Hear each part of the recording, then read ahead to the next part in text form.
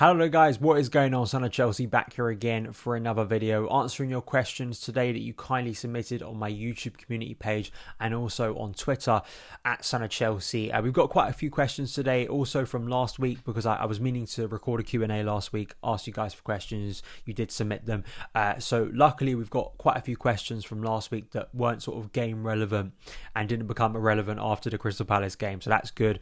And of course ones that came in after the Crystal Palace win as well. So we'll get into that. I've got my team selector returning, my old series on the channel, sort of a preview show, looking at the lineup, looking at the opposition for the AC Milan game, which is so big. Going to be out later today, this evening, after Graham Potter's press conference, and hopefully tomorrow night we will see a big performance from Chelsea in the Champions League at Stamford Bridge, which is absolutely needed at the current point. And if you haven't seen my news video, Let's Talk Chelsea, from last night, please go and watch it. It sort of covers the Christopher Nkunku news and Vardial and kind of all the transfer stuff we've heard in recent hours. But let's get into your questions. Firstly here from Matt H, who asks, do you think Chalobah can solve the CDM problem? Played there at youth level and again in the friendly against Brighton, but he hasn't really shown the ability to pick out a pass or be vocal with defensive organisation like we need with Jorginho, seemingly becoming too unreliable. I like the experiment. I'd like to see it in the first team. Hopefully the fact that he did use it in a friendly kind of gives the impression that he may use that in a competitive game. Chalobah has played that role, as you mentioned, at youth level and on loan. I do think he's got the ability to pick out a pass. I just think maybe sometimes I see this with a lot of like aesthetics, and I'm not saying this is what you're suggesting, but sometimes if a player doesn't do something with a lot of craft but they are effective, they don't get as much credit. You know, I think about the good pass that definitely wasn't offside to Lukaku that could have won us the League Cup final. That was a very good pass, and it was him from right centre back pushing up. Of course, maybe from that area he's got license to do that, but it did show. And there have been other examples as well where he has played really good cutting passes, particularly with his right foot round the back of a defence. Of course, you're starting from a different position, but if Jorginho in particular is being asked to play a role where he's going to press up, I just think it's going to expose his frailties that have always been there, and we do need to start moving away from Jorginho, in my opinion. So I like the idea that Chalobah could be one of several names, a few names that Graham Potter's got in his current squad that could offer something. And I do think maybe you talk about being vocal. That is key. I mean, Jorginho has had that in his career, but I also think what's effective for the team. How is the team going to suffer in the coming weeks? What are the problems in central midfield? And I think Jorginho, at his age, there's no twist coming at the end of his career. We know what he is. We know what he can do, but we also know what he can't do. And I just worry with what I saw against Palace on Saturday, that if we persist with this, good teams will expose it eventually. Tom Smith asks, what's your opinion on fitting both Chilwell and Cucurella into the team? We have Koulibaly, Fofana and Silva all deserving to start most games, but with Cucurella at left centre-back, that won't happen. But if we put him at left wing-back, Chilwell will miss out. I think I'd like to see them start a game together, just to see how their movement, that chemistry could work. I do wonder if it would be a game where maybe we have to have those two in the team for injury purposes, or a game where Chelsea are going to be a lot more dominant and really look to get down the wings, and really maybe Potter sees that to have sort of the pace behind Chilwell really feels like on the left side of an opponent's sort of defence, or the right side, our left side of attack can really exploit something. Hopefully we do see it at some point, because although I think they have similar profiles, or at least similar enough that it isn't such of a jolt when you switch between them, which is obviously a big positive compared to last season when we had Marcus Alonso and Chilwell. They do offer different things. I think Chilwell is the better attacking player, or at least he has this kind of knack and instinct in the final third to make these kind of out to in runs that I think are very hard to stop. We've seen this consistently in his Chelsea career so far. The West Ham game was a prime example of it, and we've seen him do it. I remember, I think it was a couple of days after the West Ham game, it was the Zagreb game, he made another one like that was just offside. He is so dangerous there, and we've seen his attacking ability that is deadly for Chelsea, and it really can change, the complexion of games. Cucurella, I think, is a much more clean passer. I think he's someone that very much can maybe judge the tempo of the game a bit better defensively. Obviously has more versatility in his game to play as a left centre back, but can play as a left back too. I feel that maybe he started off really well, had some really good performances, and has kind of dropped off since. And Chilwell has had some good performances coming back from that injury, but hasn't been exemplary. So both players have to sort of push themselves and raise their levels. I think we could see both in the team. I don't think it's a negative if one of them is out, because you have strength and depth, and Potter likes flexibility. And as well, there are so many games to play. And I like the fact that we do have players who not only can fill a variety of roles like Cucurella, but also can push each other, which I don't think we had to a serious level last season. Peter asks, I would like to see Zakaria sitting deep with Chukwuemeka and Gallagher pushed further forward. I think this could be both more dynamic going forward and offer more protection defensively, as I see Jorginho as an absolute liability, and I think Mount and Havertz look a bit off and have done for a while. Maybe the rest and competition would do them good. What do you think? I feel like this was a similar sort of setup with Chalobah, Zakaria, and maybe Chukwuemeka ahead of Chalobah, like we were saying in that first answer. There are different profiles. There are players that we have not seen a lot of so far. In the case of Dennis Zakaria, we have seen nothing of him, and that hasn't changed. Obviously, I think it was only one game under Tuchel that Zakaria was in the squad for. So I'm excited to see him. I really hope he does get some game time soon, because I'd be a little bit concerned if Potter keeps leaving him out. Obviously, we don't see in training how he's sort of adapted to life at Chelsea, and there were some comments, I think over the international break, or at least came from his announcement regarding Thomas Tuchel. But you'd like to think he has some attributes that could help Chelsea. And as you say, in a midfield three, where maybe we're looking for a little bit more athleticism and kind of a dynamic where we can have, particularly if Potter wants to have more attacking midfielders, Conor Gallagher obviously fits that role. Carney Chukwuemeka, another player we haven't seen any of so far since signing from Aston Villa. I would like to think that Potter can be experimental, can offer something new and fresh and dynamic, and put new faces into the team that we haven't seen, to hopefully give the feeling of a rebuild, if that's what this is.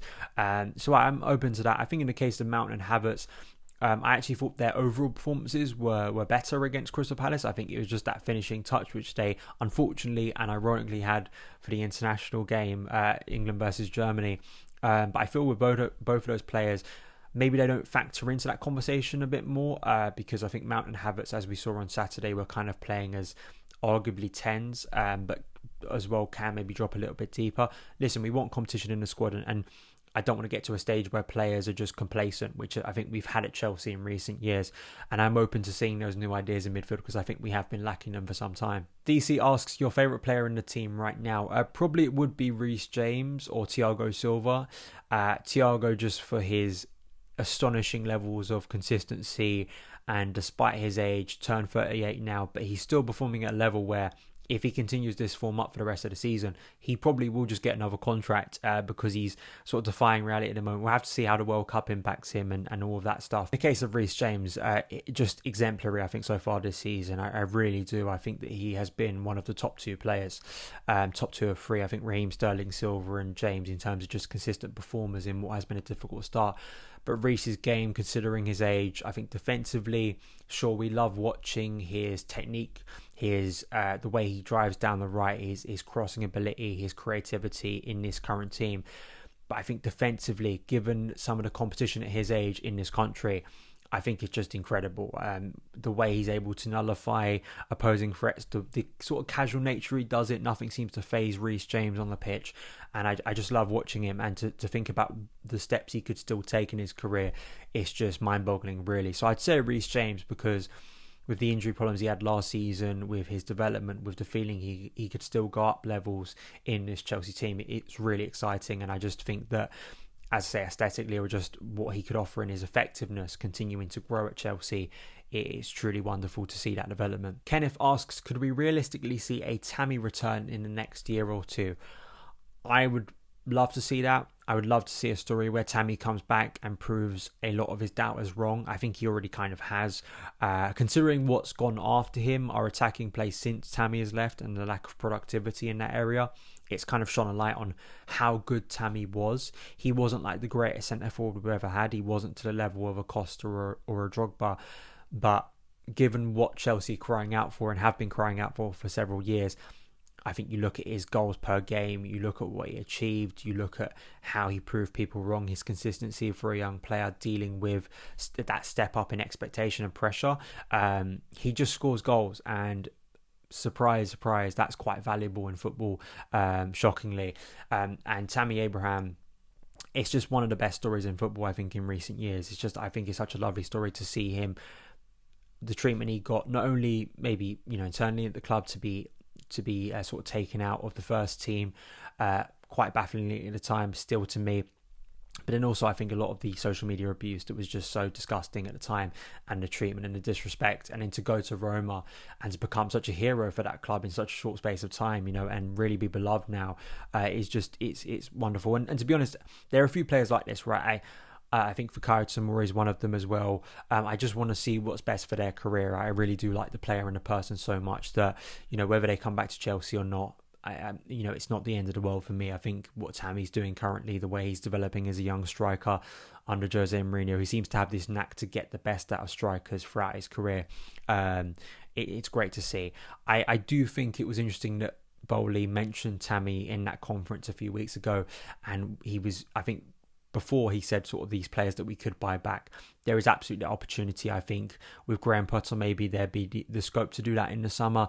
But I have to say now we're looking at Christopher Nkunku, who could play that role, and other players too. I'm not quite sure, but we will see. Football is unpredictable, and maybe Tammy would see in a couple of years' time the opportunity to come back, and maybe Chelsea see that buyback and think it's too good to turn down next summer. And finally, Eddie John asks, and this was asked by several people and has been asked consistently, would Kai's best position seemingly be as a 10? Would you try to accompany this into the system formation, and if so, how? Seems we can only really play a 10 if we switch to a back four or play a narrow 5-2-1-2. We've spoken a lot about Kai on the channel. I did praise him. I think that he had a better game on Saturday. And I find the idea of his positioning not the defining part of why maybe it's gone wrong at Chelsea. Watching him for Germany, looking at some of his positioning at Bayer Leverkusen where he played at his best, at times it doesn't even seem that relevant where he's starting on a formation, which obviously is so flexible nowadays, just because it's written down at the start of a game. It doesn't mean where the players are going to generally be on the pitch during the game, and we know in and out of possession, all of that stuff. It's a lot more difficult to nail down in the elite game. But I also just think it's a player's own performance level, their responsibility. And you look at him for Germany, he starts as kind of a 9, but he drifts to the right where it seems like he does a lot of his best work. He seems at times, when you look at, say, heat maps, which is only part of the story, but he loves drifting into sort of a right wing position. And I saw it on Saturday again where he was kind of to the right of Aubameyang most of the time. That's where he was kind of popping up most of the time. And sometimes it just was a case of him getting the ball and driving with it a little bit more, having a bit more acceleration, being a little bit more direct. Where you see Kai go into a different level of player for me. When he's kind of at that passive stage where he's maybe not that confident on the ball, or he just kind of safely passes it off to someone, you don't see the best of him. I do agree, if you with other people I've discussed this with, if you look at his time at Bayer Leverkusen, a lot of the runs, the best impact he had was sort of late runs into the box, and that makes you think that maybe he should be operating in a deeper position. But I don't think that means that, we have seen him play really well as a number 9.